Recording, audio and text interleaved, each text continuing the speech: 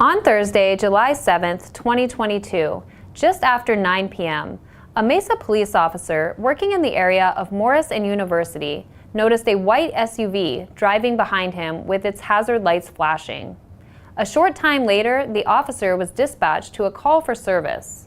As he was driving to the call, he realized the same vehicle was continuing to follow him.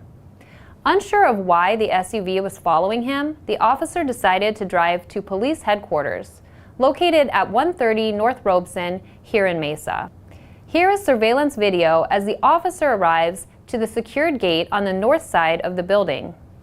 As the gate opens, the SUV rams the back of the patrol car and forced it forward. The officer tells the dispatcher what is happening. Can you give me the channel? I got someone following me into the jail gate. He just hit the back of my car. Now he's ran into me. As the patrol car was being pushed for several feet, the officer rolled out of the vehicle, faced the suspect vehicle, and fired his duty weapon.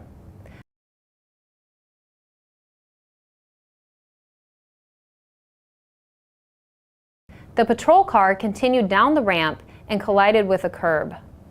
The officer took cover behind a forensics van where he encountered a crime scene specialist, who he quickly ushered out of the way. The crime scene specialist ran for cover and hid behind a pillar in the garage bay. Several other professional staff were also in the area and quickly ran back into the building. The officer then saw a woman, later identified as 39-year-old Tanisha Carter, get out of the SUV and run in a north-northeast direction. This is when the officer fired his duty weapon again.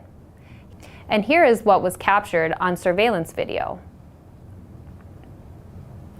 As Carter ran, she dropped to the ground and began rolling toward the security gate.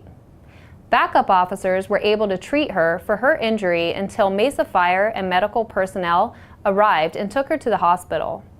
Carter was treated for one gunshot wound, which at this point in the investigation appears to have been sustained during the first shooting while she was still in her vehicle.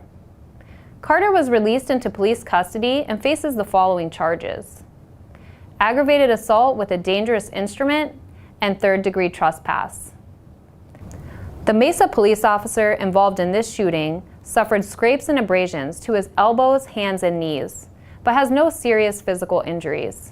He has been with the Mesa Police Department for 1 year, and this is his first officer-involved shooting.